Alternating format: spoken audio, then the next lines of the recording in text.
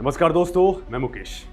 दोस्तों, साल 2017 के अंदर भारत का चाइना के साथ में डोकलाम के अंदर संघर्ष होता है और 2020 के अंदर गलवान के अंदर संघर्ष होता है। दोस्तों, जब चाइना दादागिरी पर आगे बढ़ने की कोशिश कर रहा था दोनों ही बार, तब इधर से मोदी ने तुरंत ही एक्टिव होकर के अपने नेवी को मलक्का स्ट्रेट की ओर रवाना कर दिया। और दोस्तों, जब चाइना को लगा कि उनकी इकोनॉमी का अब गला घुटने वाला है, तो उन्होंने एक रणनीति के ऊपर काम करना स्टार्ट किया कि क्यों ना वो भी पूर्वोत्तर की लाइफलाइन यानी कि ब्रह्मपुत्र का पानी ही रोक दें, उसके ऊपर कंट्रोल कर लें, ताकि जब चाहें भारत को पानी के लिए ब्लैकमेल किया जा सके। दोस्तों, वो अरुणाचल प्रदेश बॉर्डर से मात्र 30 किलोमीटर दूर एक यूटर्न के ऊपर दुनिया का सबसे बड़ा डैम बना करके भारत को प्यासा मारने की नहीं, बल्कि एक ही झटके के अंदर जल समाधि देने का सपना देखने लग गए। मतलब दोस्तों, साल 1950 के अंदर जिस जगह के ऊपर 8.6 तीव्रता का विनाशकारी भूकंप आया था, ठीक उसी फॉल्ट लाइन के ऊपर चाइना महाकाय डैम बनाने लगता है। मतलब दोस्तों, अगर किसी भी दिन हिमालय कांपता है या ये डैम टूटता है, तो मात्र 24 घंटों के अंदर ही भारत के कई राज्यों का नामो निशान मिट सकता है। और दोस्तों, ये बात दुनिया ने नहीं बताई, भारत ने नहीं बताई, बल्कि खुद चाइना के ही साइंटिस्टों ने अपनी जान पर खेल करके, यानी अपने ही देश के सबसे बड़े प्राइड प्रोजेक्ट की पोल खोल दी, और वो भी दुनिया के सामने, कि ये 26 लाख साल पुराने एक सोते हुए राक्षस पाइजेन फोल्ट के ठीक ऊपर बैठा हुआ है। मतलब दोस्तों, चाइना का बिजली बनाना या पानी रोकना तो महज एक छलावा भर था। चाइना का असली प्लान भारत को प्यासा मारने का नहीं, बल्कि एक ही झटके के अंदर डुबोने का था। अब दोस्तों, यहां पर कहानी में एक सबसे बड़ा ट्विस्ट आता है। दोस्तों, भारत की मोदी सरकार ने भी अंदर खाने बेहद खामोशी से अपना वो ब्रह्मास्त्र तैयार कर लिया, जिसकी भनक ड्रैगन की खूंखार खुफिया एजेंसियों को भी नहीं लग पाई। अब दोस्तों, ये 11,000 मेगावाट का वो रहस्यमयी शॉक ऑब्जर्वर प्रोजेक्ट क्या है, जो रातों रात ड्रैगन की अरबों डॉलर की मेहनत को जीरो कर दे रहा है। दोस्तों, आज हम उस अनकहे और खौफनाक वाटर वॉर के पर्दे के पीछे की कहानी बताने वाले हैं, जो ब्रह्मपुत्र की शांत और ठंडी लहरों के नीचे लड़ा जा रहा है। एक ऐसा युद्ध है जिसमें एक भी गोली नहीं चलेगी, लेकिन तबाही परमाणु बम से भी भयंकर होने वाली है। और इस खेल के अंदर चाइना खुद अपने ही खोदे हुए मौत के कुएं के अंदर कैसे गिरने वाला है, और कैसे खुद चाइनीज वैज्ञानिकों ने अपनी जान की बाजी लगा करके अपने ही देश के सबसे बड़े प्राइज प्रोजेक्ट की पोल दुनिया के सामने खोल करके रख दी है। दोस्तों, ये सब आज हम डिकोड करने वाले हैं। दोस्तों, चाइना के इस डार्क सीक्रेट से लेकर के भारत के उस मास्टर स्ट्रोक तक, जो ड्रैगन के हर गुरूर को चकनाचूर कर देगा। दोस्तों, आपको बस मेरे साथ में इस इन्वेस्टिगेशन के आखिरी सेकंड तक बने रहना है, क्योंकि आज जो कुछ आप जानेंगे वो शायद ही आपने किसी न्यूज चैनल के ऊपर सुना होगा। दोस्तों, सबसे पहले उस ग्राउंड रियलिटी पर चलते हैं जहां ये पूरी खौफनाक साजिश रची जा रही है। तो दोस्तों, तिब्बत का पठार, जिसे दुनिया एशिया का वाटर टावर कहती है, और दोस्तों यहीं से ही निकलती है यारलुंग सांगपो नदी, जिसे हम भारत में ब्रह्मपुत्र नदी कहते हैं।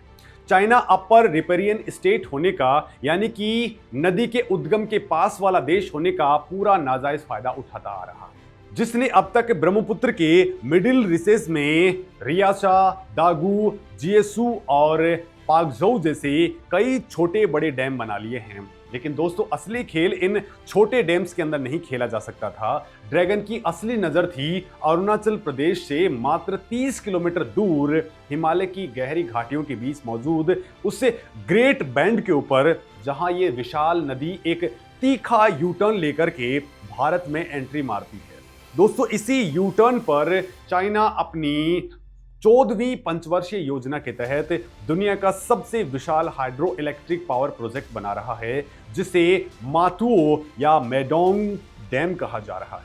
दोस्तों, इस डैम का स्केल इतना विशाल है कि इसे सुनकर के किसी के भी रोंगटे खड़े हो जाएंगे। चाइना का ही थ्री गॉर्जेस डैम इस वक्त दुनिया का सबसे बड़ा डैम है, जिसकी कैपेसिटी है 22.5 गीगावाट। लेकिन दोस्तों, ग्रेट बैंड पर बन रहे इस मेडोंग डैम की प्रस्तावित कैपेसिटी ही 60 गीगावाट है, यानी दोस्तों थ्री गॉर्जेस डैम से भी करीब 3 गुना ज्यादा पावरफुल। यानी दोस्तों 147 अरब डॉलर मतलब करीब 14 लाख करोड़ रुपए का ये मेगा प्रोजेक्ट चाइना के लिए सिर्फ एक डैम नहीं है, बल्कि उसकी जियोपॉलिटिकल ताकत का सबसे बड़ा हथियार है। लेकिन प्रकृति का अपना एक अलग न्याय होता है और चाइना के इसी गुरूर के नीचे प्रकृति ने एक ऐसा टाइम बॉम्ब फिट कर रखा है जिसका पर्दाफाश अब चाइना के ही वैज्ञानिकों ने कर दिया है। दोस्तों हाल ही में चाइना की सरकारी संस्था चाइना जियोलॉजिकल सर्वे की निगरानी के अंदर एक स्टडी पब्लिश हुई है। ये स्टडी रेडिमेंट्री जियोलॉजी एंड टेथियन जियोलॉजी के नाम से चाइनीज जर्नल्स के अंदर छपी है। इस रिसर्च ने पूरी दुनिया के सामने चाइना के 14 लाख करोड़ रुपए के प्रोजेक्ट की धज्जियां उड़ा दी है। वैज्ञानिकों ने खुलासा किया है कि जिस जगह पर ये 60 गीगावाट का मेगा डैम बन रहा है वो एक बेहद खतरनाक और सक्रिय फॉल्ट लाइन के ठीक ऊपर मौजूद है। इसे पाइजेन फॉल्ट कहा जाता है। दोस्तों रिपोर्ट्स में साफ लिखा गया है कि ये पाइजेन फॉल्ट कोई आम दरार नहीं है, बल्कि ये प्लाइस्टोसीन काल यानी कि आज से करीब 26 लाख साल पहले से एक्टिव है। और सबसे खौफनाक बात यह है कि आज भी इस फॉल्ट के अंदर जियोलॉजिकल हलचलें हैं वो लगातार चल रही हैं।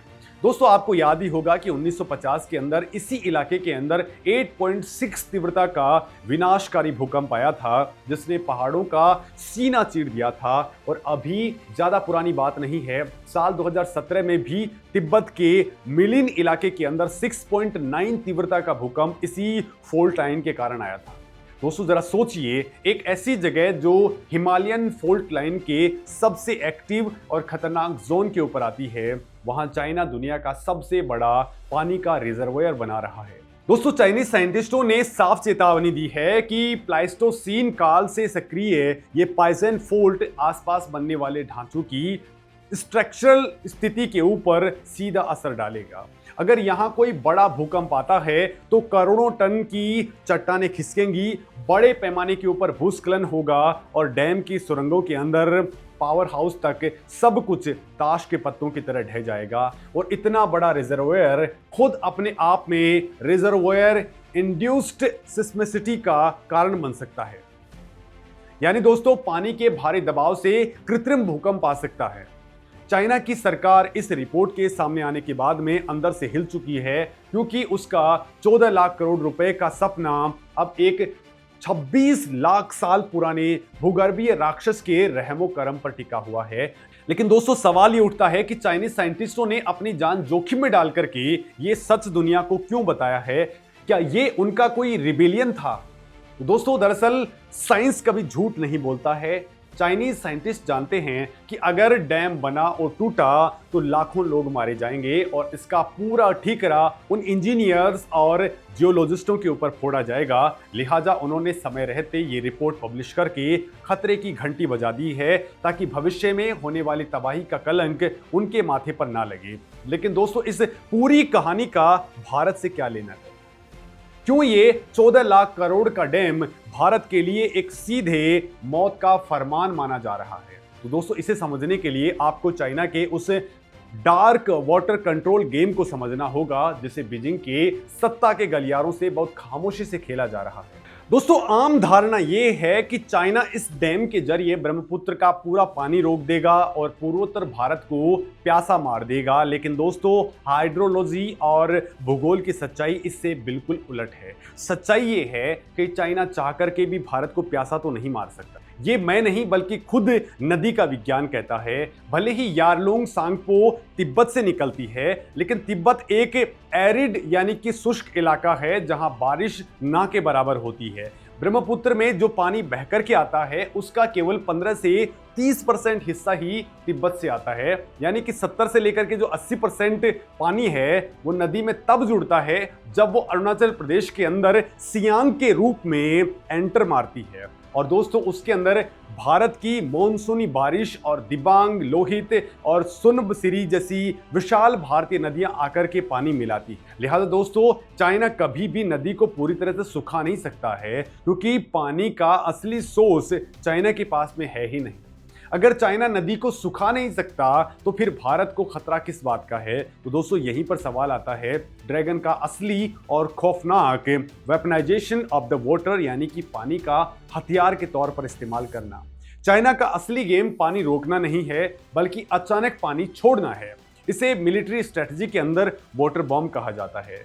दोस्तों जरा उस सिनेरियो की थोड़ी सी कल्पना कर लीजिए। मॉनसून का मौसम चल रहा हो, असम और अरुणाचल प्रदेश के अंदर पहले से ही भारी बारिश से नदियां उफानों पर हों और ठीक उसी टाइम पर चाइना अपने 60 गीगावाट वाले इस डैम के गेट जानबूझ करके खोल देता है, या फिर पाइजेन फोल्ट के अंदर आए किसी भूकंप के कारण वो डैम दरक जाता है, तो दोस्तों करोड़ों गैलन पानी का एक विशाल कहर कुछ ही घंटों के अंदर हिमालय की घाटियों को चीरता हुआ भारत की तरफ बढ़ेगा।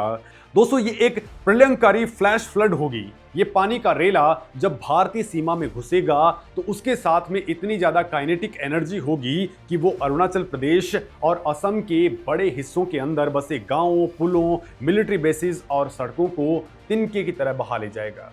कांजीरंगा नेशनल पार्क और माजुली जैसे इकोसिस्टम हमेशा के लिए खत्म हो जाएंगे। सर्दियों में जब नदियों के अंदर पानी कम होता है तब चाइना डैम के अंदर पानी रोक करके सूखा भी पैदा कर सकता है, और मॉनसून में जब हमें पानी नहीं चाहिएगा तब वो पानी छोड़ करके जल प्रलय ला सकता है। दोस्तों गलवान विवाद के समय भी चाइना ने यही मानसिकता दोहराई थी जब उसने अचानक से एक समझौते के तहत भारत को दिया जाने वाला हाइड्रोलॉजिकल डेटा बंद कर दिया था। वो डेटा जिससे भारत को पता चलता था कि नदी में जल स्तर क्या है, वो तो दोस्तों भला हो हमारे इसरो के सैटेलाइट्स का, जिन्होंने स्पेस से ही चाइना की एक एक चाल को नंगा कर दिया और रियल टाइम मॉनिटरिंग से चाइना के डैम का पर्दाफाश कर दिया। अब दोस्तों आप सोच रहे होंगे कि अगर खतरा इतना बड़ा है तो क्या हम सिर्फ हाथ पर हाथ धरे बैठे हैं? क्या हम उस दिन का वेट कर रहे हैं जब चाइना अपनी मर्जी से बटन दबाएगा और हम डूब जाएंगे? दोस्तों ऐसा बिल्कुल नहीं। और यहीं पर एंट्री होती है भारत के उस मास स्ट्रोक की जिसने चाइना के थिंक टैंक्स की भी नींद उड़ा दी। दोस्तों पिछले कुछ सालों के अंदर भारत की स्ट्रेटेजिक थिंकिंग पूरी तरह से बदल चुकी है। भारत अब डिफेंसिव माइंडसेट से बाहर निकल करके प्रोएक्टिव डिफेंस के मोड में आ चुका है। भारत ने चाइना के इस 60 गीगावाट के वाटर बॉम्ब को हमेशा के लिए न्यूट्रलाइज करने के लिए अरुणाचल प्रदेश के अंदर अपना ब्रह्मास्त्र रेडी कर लिया है, और इस ब्रह्मास्त्र का नाम है the upper Siang multipurpose storage project. दोस्तों ये कोई आम हाइड्रो प्रोजेक्ट नहीं है, ये 11,000 मेगावाट का एक विशाल स्टोरेज डैम है। जरा इसके नाम पर जरा गौर कीजिए दोस्तों, स्टोरेज डैम। दोस्तों चाइना के ज्यादातर dam run of the river हैं, लेकिन भारत जानबूझ करके एक ऐसा स्टोरेज डैम बना रहा है। क्यों? क्योंकि यही वो शॉक ऑब्जर्वर है जो चाइना के किसी भी हमले को अपने सीने के अंदर सौख लेगा। दोस्तों अगर चाइना जंग के हालात में या फिर मॉनसून के दौरान अचानक से लाखों क्यूसेक पानी छोड़ करके भारत के अंदर फ्लैश फ्लड लाने की कोशिश करता है तो हमारा ये अपर सियांग डैम उस पूरे एडिशनल पानी को अपने विशाल जलाशय के अंदर सोख लेगा। वो पानी अरुणाचल प्रदेश से नीचे असम के मैदानी इलाकों तक पहुंच ही नहीं पाएगा। और दूसरी तरफ अगर चाइना सर्दियों में पानी रोक करके हमारे यहाँ सूखा पैदा करने की कोशिश करेगा तो भारत अपने इसी अपर सियांग डैम में स्टोर किए गए रिजर्व पानी को धीरे धीरे छोड़ करके असम और बांग्लादेश में पानी की निरंतर आपूर्ति सुनिश्चित करता रहेगा। यानी चाइना चाहकर भी वही चाल चल ले, उसका प्रभाव इस एक प्रोजेक्ट से बिल्कुल जीरो हो जाएगा। दोस्तों इस अपर सियांग प्रोजेक्ट के साथ साथ भारत अरुणाचल प्रदेश के सियोम नदी के ऊपर भी लगभग 11,835 करोड़ रुपए की लागत से 1,000 मेगावाट का नाइंग हाइड्रो पावर प्रोजेक्ट भी स्टार्ट कर रहा है, जिसे हाल ही में पर्यावरणीय मंजूरी भी मिल गई है। ये कोई कोरी बयानबाजी नहीं है, ये जमीन पर हो रहा सॉलिड काम है।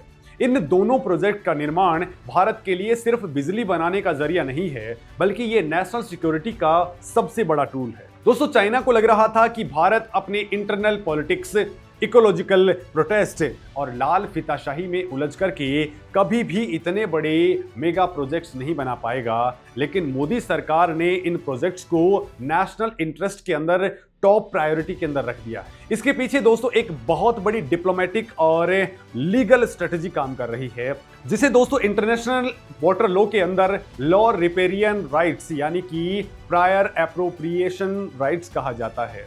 नियम ये कहता है कि अगर निचला देश यानी कि भारत नदी के पानी के ऊपर अपनी बुनियादी ढांचे और स्टोरेज प्रोजेक्ट्स पहले डेवलप कर लेता है, तो ऊपरी देश यानी कि चाइना कानूनी तौर पर ऐसा कोई भी निर्माण नहीं कर सकता जिससे निचले देश के स्थापित अधिकारों का हनन हो। भारत अपर सियांग और सुबनसिरी लोअर प्रोजेक्ट के जरिए अपने इन्हीं कानूनी अधिकारों को इतनी मजबूती से एस्टेब्लिश कर रहा है कि कल को अगर चाइना अंतर्राष्ट्रीय मंचों पर कोई दांव खेलने की कोशिश भी करे तो उसे मुंह की खानी पड़ेगी।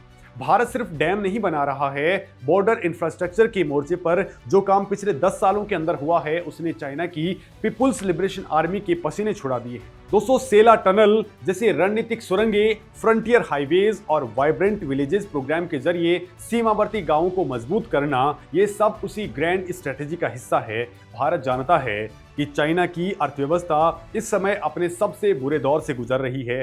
रियल एस्टेट सेक्टर उनका डूबा हुआ है, विदेशी निवेशक इस वक्त भाग रहे हैं और बेरोजगारी चरम पर है। ऐसे में 14 लाख करोड़ का एक ऐसा प्रोजेक्ट जो पाइजेन फोल्ड के ऊपर बैठा है, वो चाइना की इकोनॉमी के लिए एक बहुत बड़ा ब्लैक होल बन सकता है। अगर ये प्रोजेक्ट फेल हुआ या भूगर्भीय कारणों से इसे डिले करना पड़ा तो ड्रैगन को ऐसा आर्थिक डेंट लगेगा जिससे उभर पाना इम्पॉसिबल होगा। अब दोस्तों उस हिडन लेयर की बात कर लेते हैं जो आम खबरों में कहीं छुप जाती है। दोस्तों चाइना हमेशा से एक साइकोलॉजिकल गेम खेलता है। वो अपने मेगा प्रोजेक्ट्स का हवा खड़ा करके पड़ोसियों को डराना चाहता है। वो चाहता है कि भारत इस 60 गीगावाट के डैम से इतना ज़्यादा खौफ खा ले कि वो नेगोशिएशन टेबल पर चाइना की शर्तों को मान ले। लेकिन भारत ने इस साइकोलॉजिकल वॉरफेयर को उसी की भाषा में जवाब दे दिया है। भारत ने बांग्लादेश को भी लूप में लिया है क्योंकि ब्रह्मपुत्र का आखिरी छोर बांग्लादेश है। लिहाजा भारत अब बांग्लादेश के साथ में मिलकर के चाइना के ऊपर कंबाइंड प्रेशर बना रहा है। जब दो बड़े और महत्वपूर्ण देश एक साथ चाइना के इकोलॉजिकल डिस्ट्रक्शन का मुद्दा संयुक्त राष्ट्र में उठाएंगे तो चाइना के लिए दुनिया को बेवकूफ़ बनाना बहुत मुश्किल हो जाएगा। चाइना का ये तिब्बत मेगा डैम इंजीनियरिंग का एक चमत्कार हो सकता है, लेकिन सच यही है कि ये एक प्राकृतिक टाइम बॉम्ब के ऊपर रखा हुआ शीशे का घर है। चाइनीज वैज्ञानिकों ने जो सच दुनिया के सामने रखा है वो कोई मामूली रिपोर्ट नहीं है। ये चाइना के सिस्टम के अंदर से उठी एक दरार है जो बता रही है कि कम्युनिस्ट पार्टी का टॉप लीडरशिप अपने ईगो को सेटिस्फाई करने के लिए करोड़ों लोगों की जान पर खेल रहा। दोस्तों वो हिमालय के इकोसिस्टम के साथ में खिलवाड़ कर रहा है और हिमालय ने आज तक किसी का अहंकार बर्दाश्त नहीं किया है। लेकिन दोस्तों भारत के नज़रिए से देखें तो हमें चाइना के किसी भी भूकंप में बर्बाद होने का इंतजार नहीं करना है। नेशनल सिक्योरिटी किसी भी चमत्कार या प्रकृति के भरोसे नहीं छोड़ी जा सकती है। हमारा कॉन्फिडेंस हमारी तैयारियों के अंदर आता है। आज इसरो की सैटेलाइट्स दिन रात ग्रेट बैंड इलाके की मॉनिटरिंग कर रही हैं। हमारे पास में AI पावर्ड मॉनिटरिंग सिस्टम्स हैं जो नदी के फ्लो के अंदर होने वाले एक छोटे से बदलाव को भी रियल टाइम के अंदर डिटेक्ट कर लेती हैं। हमें चाइना के हाइड्रोलॉजिकल डेटा की कोई भीख नहीं चाहिए। हम स्पेस टेक्नोलॉजी के अंदर इतने ज़्यादा एडवांस हो चुके हैं कि तिब्बत के चप्पे चप्पे पर हमारी नज़र है। भविष्य के कॉन्सिक्वेंसेस की अगर हम बात करें तो आने वाले 5 से 10 सालों तक इस रीजन के लिए बेहद क्रिटिकल सब कुछ होने वाला है। जैसे जैसे चाइना के इस डैम का निर्माण आगे बढ़ेगा, पाइजेन फोल्ड के ऊपर प्रेशर बढ़ेगा, रिजर्वोयर इंड्यूस्ड सिस्मिसिटी का खतरा हर दिन बढ़ता जाएगा और एक दिन वो हकीकत की तरफ बदलता जाएगा। ऐसे में दोस्तों भारत के लिए अपर सियांग प्रोजेक्ट को वॉर फुटिंग पर यानी कि युद्ध स्तर पर पूरा करना सिर्फ एक विकल्प नहीं है बल्कि सर्वाइवल का सवाल भी है। हमारे पास में लेट लतीफ़ी की कोई गुंजाइश नहीं है। भारत को अपने डोमेस्टिक इकोलॉजिकल कंसर्न्स को संतुलित करते हुए इसे हर हाल में तय सीमा के भीतर तैयार करना होगा। ये पूरी जियोपॉलिटिकल बिसात अब एक फाइनल क्लाइमेक्स की तरफ बढ़ रही है। दोस्तों चाइना ने जिस पानी को अपना सबसे बड़ा हथियार समझ करके 14 लाख करोड़ रुपए दांव पर लगाए, वही पानी, वही हिमालय की जमीन अब उसके लिए सबसे बड़ा काल बनने वाली है। ड्रैगन ने सोचा था कि वो भारत को जल समाधि दे देगा, लेकिन उसे नहीं पता था कि भारत ने पहले से ही वो ढाल तैयार कर ली है जो उसके हर वार को उसी की तरफ मोड़ देगी। चाइना का वाटर कंट्रोल गेम अब एक्सपोज हो चुका है और दुनिया देख रही है कि कैसे एक अहंकारी सुपर पावर अपने ही बुने हुए जाल में तड़प रहा है। दोस्तों, भारत का मास्टर स्ट्रोक तैयार है और अब गेंद चाइना के पाले में है। अगर उसने प्रकृति और भारत दोनों से टकराने की हिमाकत की तो हिमालय का वो 26 लाख साल पुराना फोल्ट और भारत का नया रणनीतिक अवतार दोनों मिलकर के चाइना को वो सबक सिखाएंगे कि वो सदियों तक नहीं भूल पाएगा। अब दोस्तों, इस पूरे मामले पर आप क्या कुछ सोचते हैं, कमेंट के जरिए जरूर बताएं कि आप इस पूरे मुद्दे पर क्या समझ रखते हैं। नमस्कार दोस्तों।